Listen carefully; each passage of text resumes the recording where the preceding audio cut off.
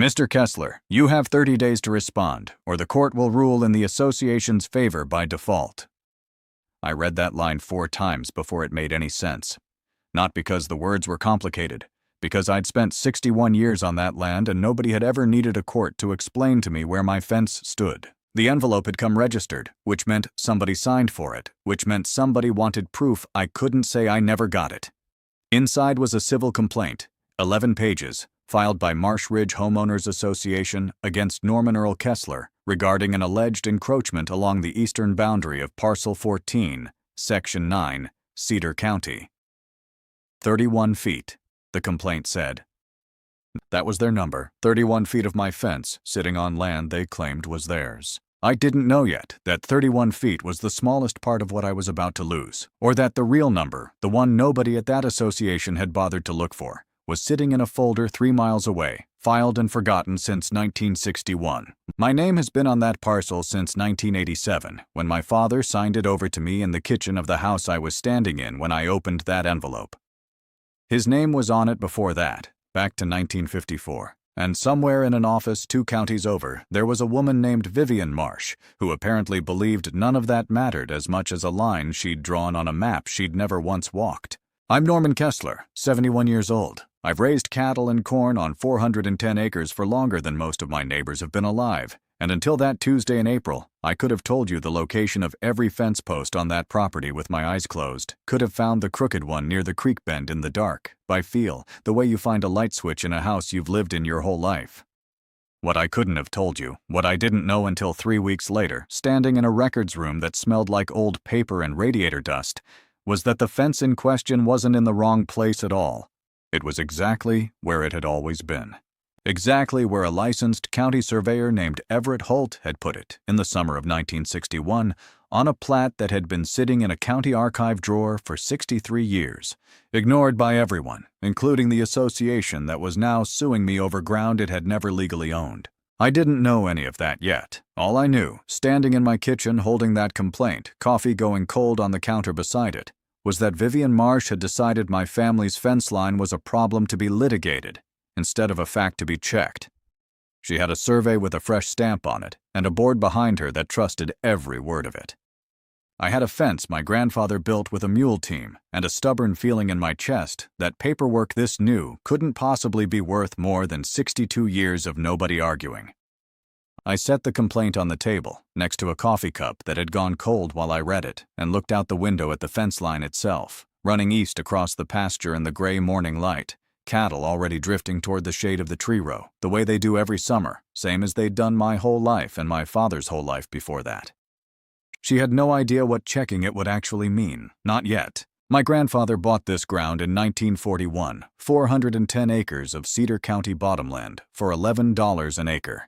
Back when $11 still meant something to a man with 4 kids and a war on the horizon.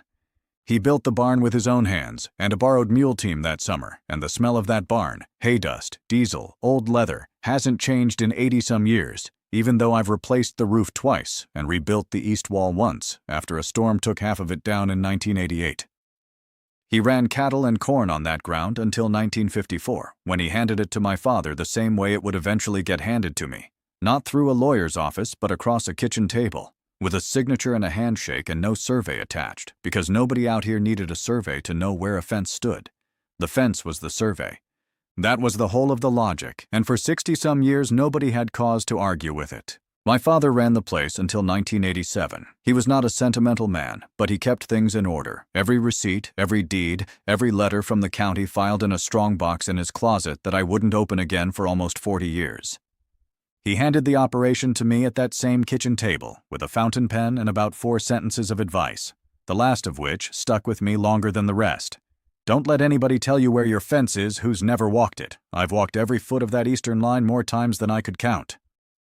Cattle drift east in the summer heat, toward the shade of the tree row, and I've mended that fence with cedar posts my grandfather cut himself, replaced with steel T-posts my father drove sometime in the 60s, and the occasional new run of wire I've strung. It is not a line anybody drew on paper first and built later. It is a line that was built, and only much later got written down by a county surveyor doing his job.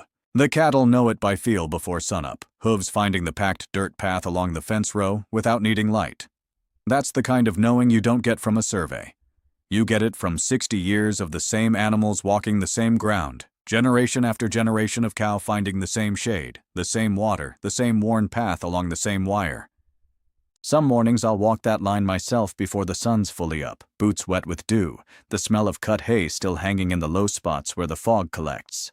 I can tell you which posts my father drove and which ones I've replaced since, just by the weathering on the wood and the particular lean each one's settled into over the decades. A fence like that isn't a line on a map. It's a record of every hand that's touched it, going back to a mule team in 1941. For most of my life, that eastern line bordered nothing but more farmland. First, the Aldrich place, run by a family I knew well enough to wave at from a tractor. Then later a soybean operation that changed hands twice before I stopped bothering to learn the new owner's name. None of it mattered much, because none of it disputed the fence. Farmers don't sue each other over fence lines their grandfathers already settled. You just fix the wire when it sags, walk the line twice a year, and move on to the next thing that actually needs doing.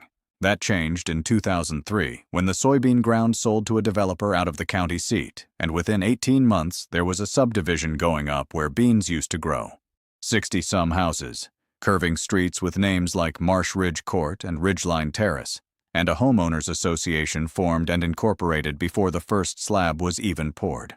I remember watching the survey stakes go in for the subdivision's own internal lots, orange flags fluttering along streets that didn't exist yet, bulldozers working from before sunup to well past dark for the better part of a year.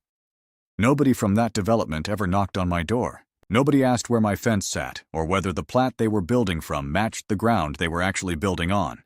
They built their common area, a strip of grass and a retention pond mostly, meant to buffer the new houses from an old working farm, right up to my fence line, the same line my grandfather set in 1941 and my father maintained through 1987, and I've maintained every year since. If anyone had checked the county archive back then, they'd have found Everett Holt's 1961 survey sitting in a drawer, plain as anything, a public record anybody could have requested for the price of a copy fee.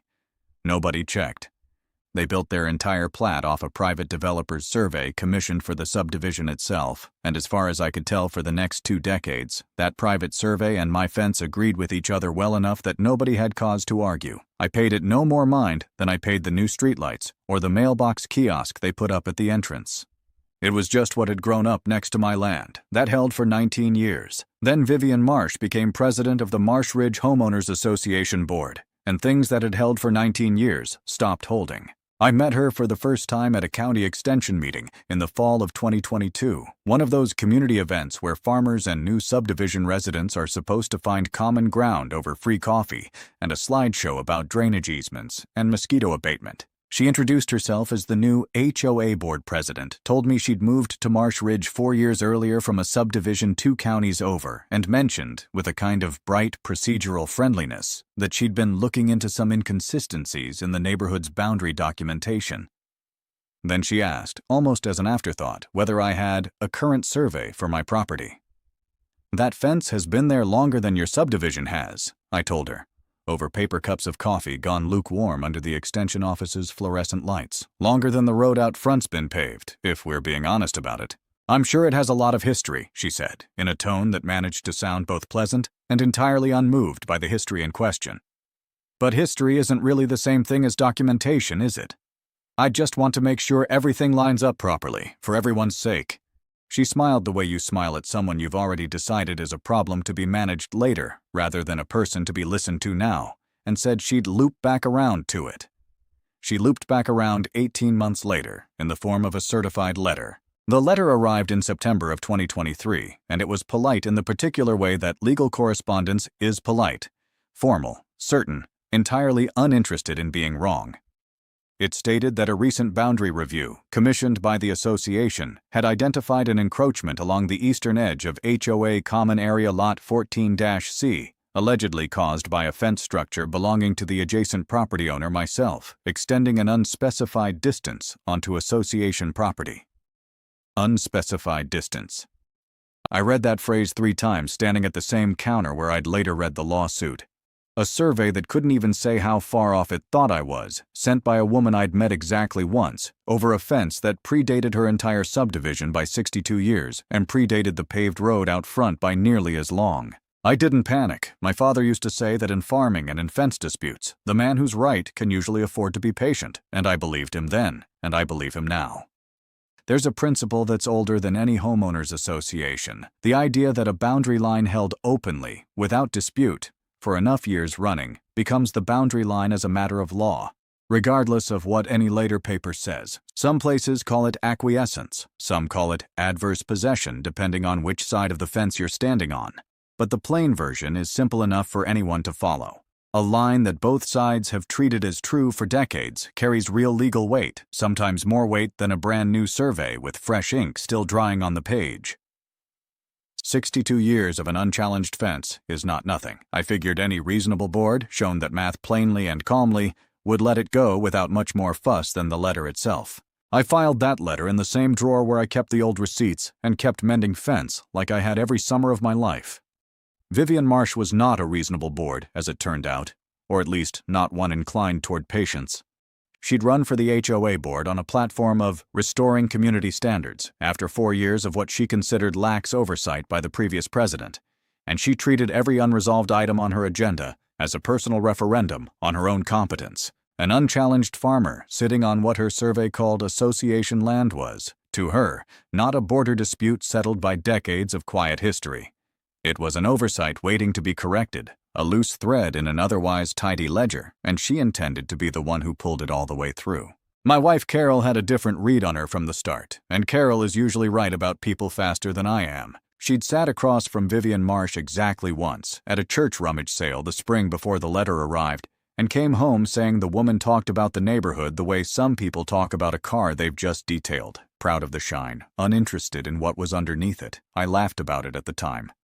I didn't laugh about it later. What none of us understood yet, sitting at that kitchen table with a certified letter and a cold pot of coffee, was that the fence had never been the real argument. The real argument, buried under 31 feet of stated encroachment, was 3.1 acres of ground that had been mine, on paper, since before Vivian Marsh was born. Acres nobody had thought to double-check because for 62 years, nobody had ever needed to. The next letter came in March of 2024. And this one had a number attached to it. It was an invoice, formatted like an official association notice, assessing me a $2,400 encroachment remediation fee, citing Section 7, subsection C of the Marsh Ridge Declaration of Covenants, Conditions, and Restrictions, a covenant recorded in 2003, 20 years after my grandfather bought the ground, and 49 years after my father started farming it. I've never signed a covenant in my life. I've never been a member of that association, never paid a due, never voted in one of their elections, never once received a newsletter about pool hours or landscaping standards. The letter gave me 30 days to remit payment or escalate to formal boundary enforcement, a phrase that sounded to my ear like something written to be intimidating without anybody checking whether it meant anything. I called the number on the letterhead. A woman who identified herself as the association's property manager told me the fee was non-negotiable and that Ms. Marsh had personally reviewed the file before it went out. I asked, as plainly as I could manage, what boundary the fee was actually based on. There was a pause on the line, the sound of a keyboard, and then she said she'd have Ms. Marsh call me back. Vivian Marsh did not call me back. Instead, I got an invitation to the next HOA board meeting, open to affected parties, which I took to mean I'd been made an agenda item in a meeting for an association I didn't belong to and had never asked to join. I went anyway. My attorney at the time, I hadn't hired one yet. This was still me alone in a folding chair in a clubhouse that smelled like new carpet glue and coffee left too long on the burner, sat in the back row of about 30 residents while Vivian Marsh, standing at a podium with a laser pointer and a projected satellite image of my own property blown up on a screen behind her, explained to the room that a professionally commissioned boundary survey, completed in 2019 by a firm called Redline Geomatics, showed the true property line running 31 feet west of my existing fence. 31 feet, she said, twice, like the number itself was an accusation, and pointed at the image with the little red dot from her laser like she was marking a target. I raised my hand. She called on me the way a teacher calls on a student she already suspects will say something unhelpful. That fence has been there since before your subdivision existed, I said. 62 years, give or take. Why is it suddenly a problem now? We didn't build this, she said, folding her hands in front of her at the podium. We inherited a problem the developer created, and unlike the developer, we intend to fix it. I'd think a longtime neighbor would appreciate an association willing to hold itself to a higher standard. It was the kind of line that sounds reasonable if you don't know anything about surveys or fences or the particular confidence of somebody who has never once considered that her own paperwork might be the thing that's wrong. A few of the residents nodded along with her, the way people do when a voice sounds certain enough that certainty gets mistaken for accuracy. Beside Vivian at the podium sat a board member named Roger Pemberton, a quiet man in a golf polo, who spent most of the meeting nodding along and saying almost nothing. When I pressed the point about the 62 years, he offered the only thing he said to me all evening. "The board's already voted on this, Mr. Kessler, 5-0. He said it like a door closing, not like a man who'd looked at the survey himself, and I got the sense, watching him, that the vote had mattered more to him than the ground it was actually about. I asked to see the 2019 survey. She had a staff member email me a PDF the next morning, professionally stamped, licensed surveyor's seal, dated November of 2019, and clean as anything I'd ever seen. It placed the boundary well onto what I'd always considered my own land. There was no mention anywhere in it of an older county recorded survey. There was no mention of my grandfather, my father, or 60-some years of an unchallenged fence line. It simply asserted a line, with the flat authority of a document that expects to be believed because of how it looks, not because of what it actually checked before it was drawn. I read that survey at my kitchen table 3 times over, the same table where I'd read the certified letter and would later read the lawsuit, and each time I came away with the same uneasy feeling. Not that the survey was fake exactly, but that it had never once looked backward. It had been drawn as though the land had no history before 2019, as though a fence that predated the surveyor's own birth simply didn't count as evidence of anything. The lawsuit followed 2 months later, in May, when I still hadn't paid the fee and hadn't moved the fence. Marsh Ridge Homeowners Association versus Norman Earl Kessler, Cedar County Circuit Court, case number filed and stamped, demanding I remove the fence, pay the remediation fee plus accruing interest, and cover the association's legal costs on top of it. That was the envelope I opened at my kitchen table. That was the 30-day clock. I hired an attorney the following week, a small-town practice 2 towns over, a man named Thomas Reyes, who'd handled my father's estate paperwork back in the 90s, and still remembered the family well enough to shake my hand like we'd never stopped being acquainted. He read the complaint, read the 2019 Red Line survey, and didn't sugarcoat it. "Their survey is recent, it's stamped, and it's clean," he told me, sitting across his desk with both documents spread out in front of him, reading glasses pushed up on his forehead. "Your side of this, right now, is a deed with a meets and bounds description from 1954 and no attached survey at all. On paper, sitting here today, they look stronger than you do. That doesn't mean they're right. It means we've got work to do before a judge would agree with us." I didn't have a ready answer for that. What I had was 62 years of offense nobody had ever questioned, and a growing stubborn certainty that a line my grandfather built with a mule team wasn't going to turn out to be wrong just because somebody newer had prettier paperwork and a laser pointer. "What would it take," I asked Thomas, "to actually beat their survey in front of a judge?" He leaned back in his chair and thought about it longer than I liked. "Something older, filed properly and undisturbed since. A private survey from 2019 can be very good, and still lose to a public one from 1961, if that public one was recorded correctly, and nobody's ever successfully challenged it. The problem is finding it, if it still exists at all. County archives from that era aren't always where you'd expect." That was the first time anybody had said out loud that such a thing might exist, rather than simply hoping it did. It gave me something to do besides wait for a hearing date, which suited me fine, because I have never in my life been much good at waiting on other people to settle something I could go look into myself. So I went looking for my father's old strongbox, the one he kept in the back of his closet with the deed, some receipts, and a few odds and ends he'd never bothered to explain to me while he was alive. I found the original 1987 deed transfer, the 1954 deed before that, and, tucked behind both, a yellowed carbon copy letter from the Cedar County Surveyor's Office, dated 1961, referencing something called a boundary adjustment survey tied to a county road widening project along Route 9. The same road that still runs past the north side of my property today. The letter didn't include the survey itself. It only proved the survey had once existed, filed by an actual county employee under an actual case number. I brought that carbon copy to the county recorder's office the following Monday, and that's where I met Dale Ostrander. Dale had retired from the county records department 11 years earlier, but he still volunteered 2 mornings a week helping people navigate the archive, Mostly, he told me, out of not knowing what else to do with himself since his wife had passed. He was somewhere in his mid-70s, moved slow, and knew that building better than anybody currently on the county payroll. When I showed him the 1961 carbon copy, he didn't get excited. He got careful, which I came to learn was worse for the other side than excitement ever would have been. "This isn't unusual what you've got here," he told me, turning the letter over like he was checking it for a watermark. Back before everything got centralized in the 90s, county surveyors filed their work in a couple of different places, depending on what triggered the survey in the first place. A road widening project might reference a boundary adjustment without the adjustment itself living in the regular deed records. If this survey exists, and this letter says it did, it's probably filed under the surveyor's own archive system, not the standard property records most attorneys would think to check first. "Does that matter?" I asked. "Legally, I mean, if we find it." "It can matter a great deal," Dale said, setting the carbon copy down flat on the counter between us. "There's a principle called chain of title.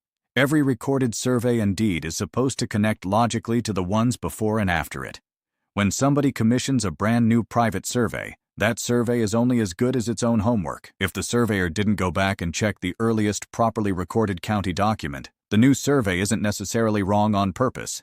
It's just incomplete, and incomplete doesn't hold up well in front of a judge against a survey that was actually filed with the county 60 years earlier, assuming that survey still exists somewhere and can actually be found. We spent the better part of 2 weeks in that archive after that, working through boxes that hadn't been opened, by Dale's own estimate, since sometime in the 1990s.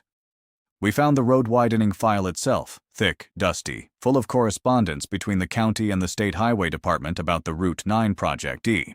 And buried in a cross-reference index at the back of it, a single handwritten notation, faded but legible. "See Surveyor Archive, Boundary Adjustment, Kessler/County Road 9, East Holt, 1961.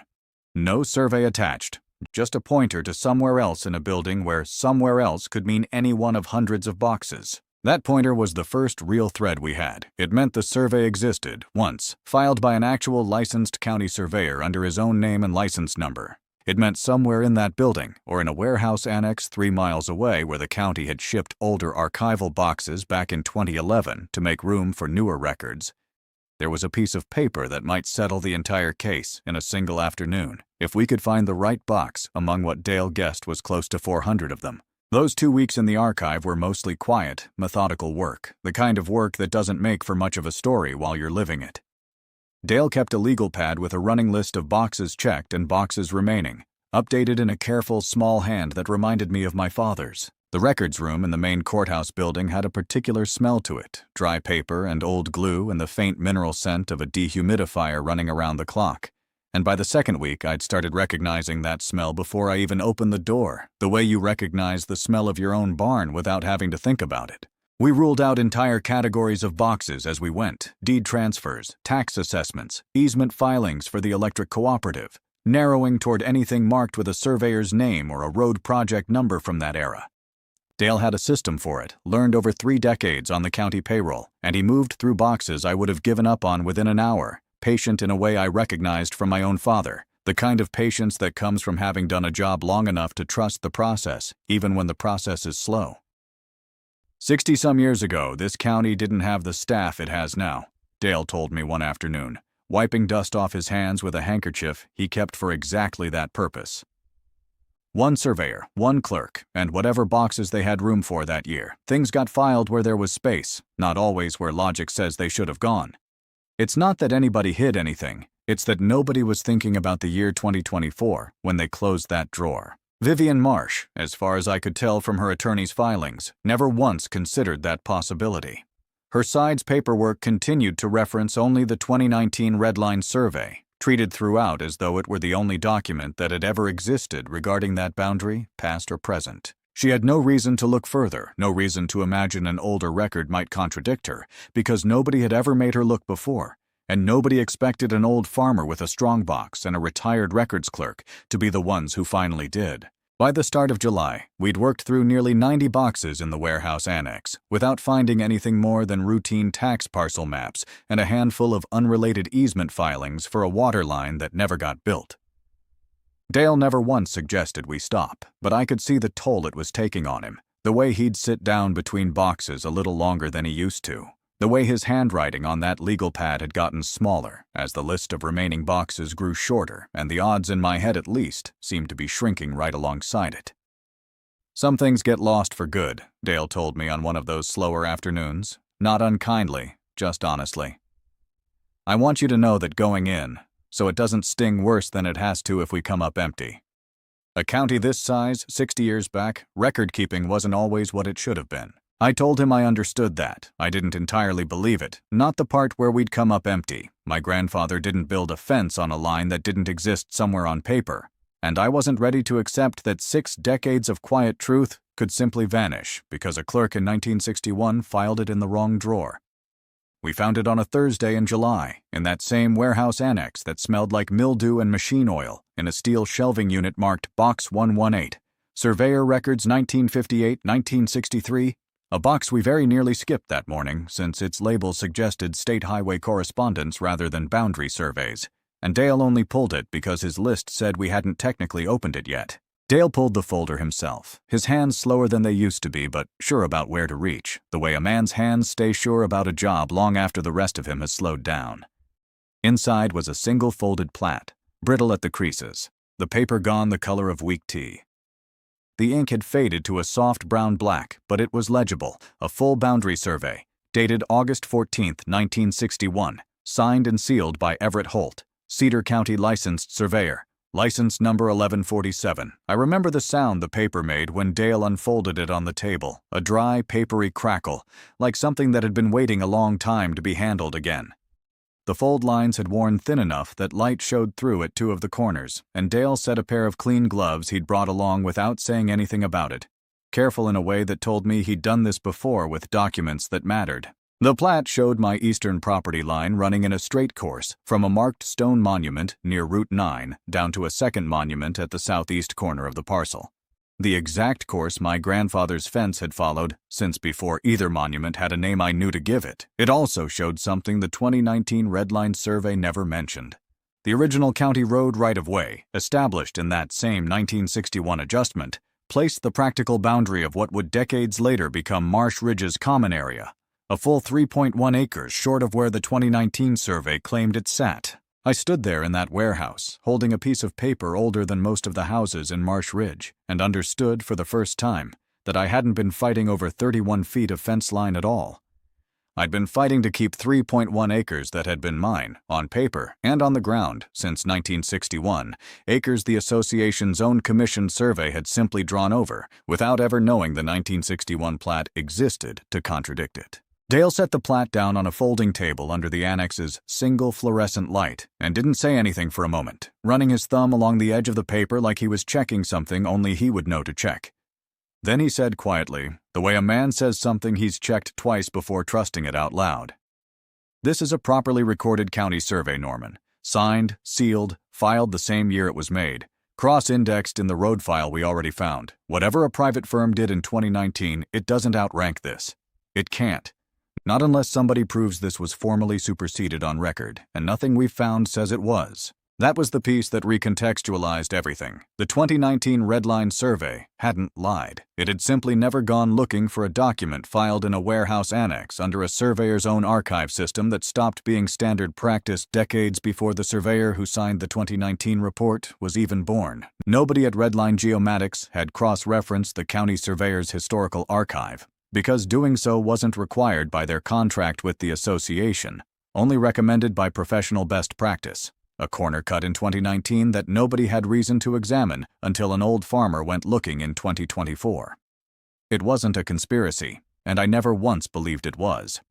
It was negligence the association had unknowingly built an entire lawsuit on top of and never questioned, because nobody expected a 71-year-old man to spend 2 weeks in a warehouse annex proving them wrong. Before we left the annex, Dale made a photocopy of the plat for me to carry, and that same evening, I drove out to the stone monument near Route 9 that Holt's survey marked as the starting point of the line.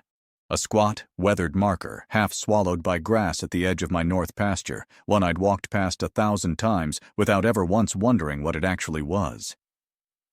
I knelt down next to it with the photocopy in hand, comparing the marked distance on the plat to the ground in front of me, pacing it off the way my father used to pace a field before he trusted a tractor's odometer. The numbers matched. 63 years hadn't moved that stone an inch, and neither had it moved my fence. Thomas Reyes drove out to look at the plat himself before we'd even left the annex, and I watched him read it twice, the same careful way Dale had, before he finally exhaled and said the thing I'd been waiting a long time to hear from a lawyer. This changes the whole posture of the case. A commissioned private survey has to yield to a properly recorded public one, provided the chain holds. If theirs never accounted for this, theirs was incomplete from the start, whatever else it got right. There's one more thing worth understanding here before we file, Thomas added, tapping the corner of the 1961 plat. Courts generally give priority to the earliest properly recorded survey over a later commissioned one, precisely because the earlier one was filed publicly, where anyone could have checked it. A private survey commissioned decades later doesn't get to simply overwrite that just because it's newer and better funded. Age isn't a weakness in a document like this. It's the whole reason it still controls. Thomas Reyes filed the 1961 survey as evidence on the 22nd of July, along with a motion to dismiss the association's complaint and a countermotion requesting formal correction of the recorded boundary. The filing was 17 pages, precise, unemotional, built entirely around one document and the chain of title connecting it to my deed. The hearing was set for the 9th of September in the same Cedar County courthouse where the original complaint had been filed 4 months earlier. The weeks between the filing and the hearing were quieter than I expected them to be. Vivian Marsh's attorney requested an extension to review the newly submitted materials, which Thomas told me was standard, though I noticed he didn't seem worried about it either way. I kept farming through it. Cattle don't care whether you're waiting on a judge, and there's a particular relief in a chore that has to get done regardless of what a lawsuit decides. Dale called me twice during that stretch, not with new evidence, just to ask how the case was moving, and I got the sense both times that he'd grown invested in it beyond the ordinary courtesy of a volunteer helping a stranger. He told me once that in 30-some years at the county, he'd seen plenty of old documents get requested and copied and filed away again without anybody ever using them for anything.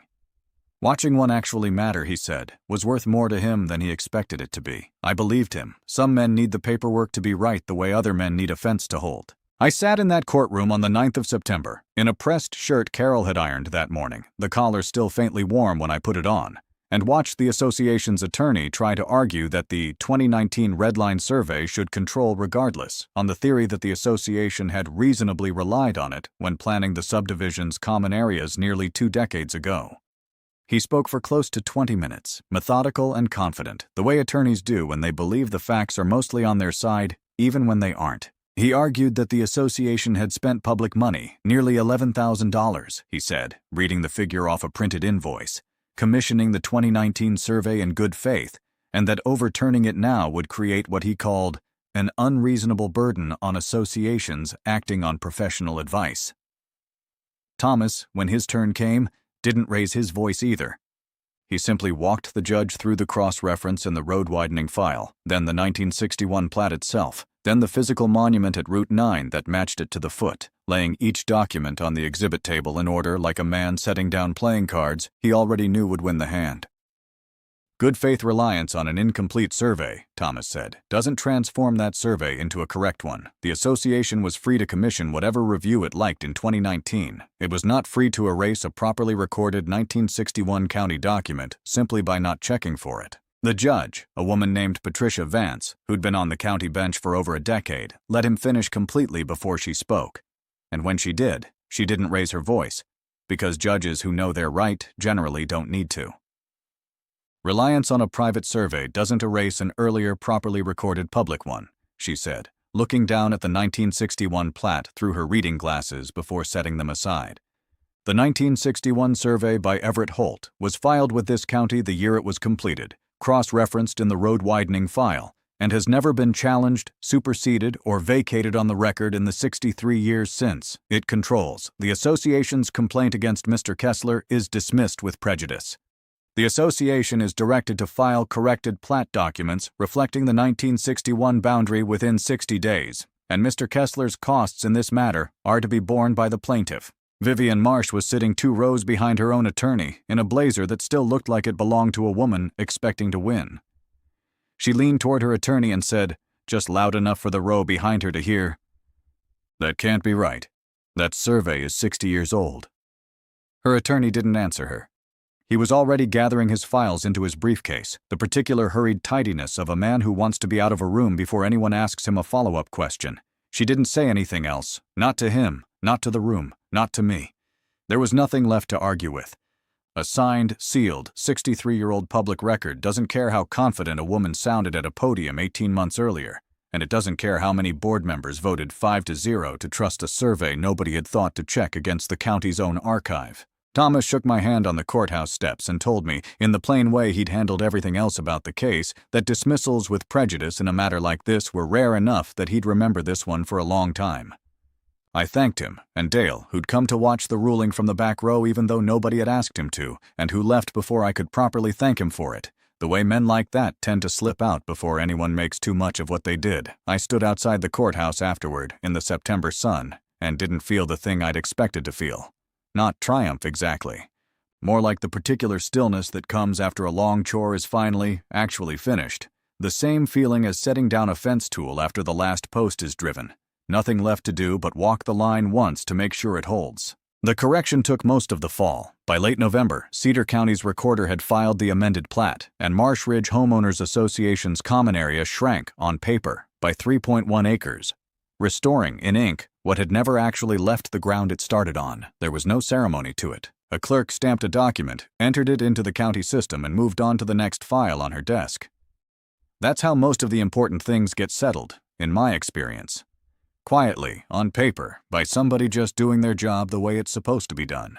I drove into town the week after the ruling and stopped by the records office to thank Dale Ostrander in person. He was exactly where I'd left him 2 months earlier, at a folding table near the archive entrance, helping a young couple trace an old family deed for a house 2 streets over from Marsh Ridge. He shook my hand, told me he was glad the paper had held up, and went right back to what he was doing before I walked in, the way a man does when the work itself was always the point, not the thanks that comes after it. He asked after Carol and the grandkids before I could even get to the point of the visit, the way he always did, more interested in the ordinary parts of my life than in being thanked for the extraordinary part he'd played in it. You didn't have to keep coming back with me on those slow afternoons, I told him before I left. Most men your age would have called it after the first empty week. Most men my age don't get many chances to see a piece of their own work matter 60 years later, he said. I wasn't going to walk away from that. My wife Carol had been the one holding things together at home through all of it. The letters, the fee, the lawsuit, the 2 weeks I spent driving to a warehouse annex instead of tending cattle, the evenings I came home too tired to talk much about anything at all. The evening after the ruling, she made supper the same as any other evening, nothing special about the table, no candles or announcement, and we ate it on the back porch, looking east across the fence line toward the retention pond that marked the edge of Marsh Ridge's actual property now, 31 feet and 3.1 acres further back than it had claimed to be for over a year. She didn't say much about the case that evening. She just reached over at one point and put her hand over mine on the table, the way she does when something's finally settled and doesn't need more words put on it. We sat like that a while, the cattle lowing somewhere down by the tree row, the light going gold and then gray over the pasture, and I remember thinking that this was the part nobody puts in a lawsuit filing. Not the ruling, not the acreage, just 2 people on a porch with nothing left to argue about. I never spoke with Vivian Marsh again after that day in the courthouse. I heard, through a neighbor who still had dealings with the subdivision, that she stepped down from the board the following spring, though nobody I talked to seemed to know exactly why, and I never asked. It wasn't my business anymore, and truthfully, I'd stopped thinking about her somewhere around the time the amended plat got filed. A woman who spends 18 months certain about a line she never once walked doesn't occupy much space in a man's mind once the line's been settled by somebody who actually checked it. Thomas Reyes told me later, over coffee at his office the week the amended plat was recorded, that the association's legal costs on the matter had run well past $30,000 by the time it was over. All of it spent defending a boundary that had never actually been theirs to defend. He wasn't gloating when he said it, just stating the figure the way he stated most things, plainly, because the number itself seemed to carry enough weight without any help from his tone. I didn't feel much of anything hearing it. $30,000 spent chasing 3.1 acres that were never in question to begin with, if anybody had simply looked in the right box first. The subdivision itself didn't change much that I could see from my side of the fence. New families still moved into Marsh Ridge Court and Ridgeline Terrace through the following spring, same as they always had. mowing their small square lawns and walking their dogs along the same curving streets. Most of them, I'd guess, never learned there'd been a lawsuit at all, let alone one that hinged on a folder in a warehouse annex 3 miles from their front doors. That seemed right to me somehow. The dispute had never been between me and my neighbors. It had only ever been between an old fence and a board president who never thought to ask an old fence what it knew. Roger Pemberton, of all people, sent a short note by mail that winter, not an apology exactly, more an acknowledgement, saying he'd looked at the 1961 survey himself after the ruling and wished the board had asked more questions before the vote went 5-0. I appreciated it more than I expected to. It takes a certain kind of honesty for a man to admit, even quietly and after the fact, that he signed off on something he never actually checked. I still walk that eastern fence line most evenings, the same as I have for almost 40 years. The cattle still drift toward it in the heat, still find the packed path along the wire without needing to think about it. Nothing about the ground changed. Nothing about the fence changed. The only thing that changed was a piece of paper filed in 1961 finally getting read by somebody, 63 years after a surveyor named Everett Holt folded it up, signed it, and put it in a drawer, trusting that someday, if it ever mattered, it would still be there waiting. I think about that trust more than I expected to, in the months since. Holt never met me. He never met my grandfather as far as I know, or if he did, it was only in passing. One working man to another on a survey crew somewhere along Route 9 in the summer of 1961. He had no way of knowing that the plat he signed and filed that August would sit untouched for 63 years, through 3 generations of Kesslers and the rise of an entire subdivision that never once thought to look for it, before finally doing the one job it was always meant to do. Carol asked me once, that winter, whether I ever felt bitter about how close it had come, how easily if my father hadn't kept that strongbox, or if Dale had retired a year earlier and nobody had been left at that county office who knew where the old boxes were shipped, the whole thing might have gone the other way entirely. I told her the truth, which is that I'd thought about that more than once myself, lying awake some nights during those 2 weeks in the archive, when the boxes kept turning up empty and Dale's legal pad kept getting shorter without an answer on it. But bitterness never seemed like the right thing to feel about it, not once we'd found what we found. Mostly what I felt was something closer to gratitude for a father who kept his paperwork, for a surveyor 60 years dead who did his job carefully enough that it still held, for an old man 2 mornings a week at the county office who cared enough to keep looking after most people would have called it done. My grandson came out for a weekend that October, home from college for the first time since the ruling, and asked me to walk him along the fence line so I could show him where it had all happened. The monument, the tree row, the exact stretch of wire the lawsuit had been about. I did, and I told him the whole thing start to finish, the letter, the fee, the lawsuit, the warehouse annex, the judge's ruling, watching his face the way you watch a young person's face when you're not sure whether the story means as much to them as it does to you. He was quiet for a while after I finished, and then he asked whether the county still had all those old boxes sitting somewhere, and whether anybody ever checked them anymore except when somebody like me came looking. I told him probably not until they had to. He didn't say much else about it, but he stopped at the monument on the way back and put his own hand on the stone for a second before we kept walking, and I didn't make anything of it out loud, but I noticed. Dale passed away this past February, quietly, the way I imagine he would have wanted it, and I drove the 2 towns over for his service on a cold, gray morning with more people in the pews than I expected for a retired county clerk. His daughter mentioned in her eulogy that he'd spent his last good working years helping strangers make sense of paperwork nobody else wanted to touch, and that he used to tell her the county's old records were just people's lives, filed alphabetically. I thought about our 2 weeks in that warehouse annex the whole drive home, the smell of it, the sound of those boxes sliding off the shelves, and I was glad, in a way I hadn't expected to be glad about anything connected to a lawsuit, that he'd gotten to see this particular one through to the end before he went. The 1961 plat itself is framed now, hanging in my front hallway where my father used to keep a calendar from the feed store. Carol had it done at a shop in the county seat that specializes in preserving old documents behind museum glass. And she didn't ask me first, just had it delivered one afternoon and hung it herself while I was out with the cattle. I came in for supper and there it was, Everett Holt's careful 63-year-old lines under glass, the fold creases still visible if you look close, and I stood in that hallway a good while before I ever made it to the table. It's not there to prove anything to visitors. Most people who come through that door wouldn't know what they were looking at even if I explained it twice. It's there because some pieces of paper earn a place on a wall, the same way some fence posts earn the right to stay exactly where they were driven. Last week I walked that line at dusk, the way I do most evenings, and stopped where the fence meets the old stone monument near Route 9, the same monument Holt's plat marked in 1961, the same one my grandfather's fence had followed without ever needing to know its name. I put my hand on the cedar post there, one of the last of the originals, silvered and cracked from 80 years of weather, standing exactly where it always had. It never moved. It never needed to. The light was going down behind the tree row the way it does most September evenings, gold turning to gray, turning to that particular blue that settles over a pasture right before full dark. And somewhere behind me I could hear the cattle starting to bed down for the night, the same sound my father would have heard from that same spot, and his father before him. I stood there a while longer than I needed to, one hand still resting on that old post, thinking about a surveyor I never met who did his job carefully enough, 63 years ago, that it was still doing its job the day I needed it most. Then I turned and walked the rest of the line back toward the house, the way I always do, checking each wire out of habit more than necessity, because a fence like that doesn't ask you to believe in it. It just asks you to keep walking it, year after year, the same as everyone before you did, and the same as somebody will, long after I've stopped being the one to check it.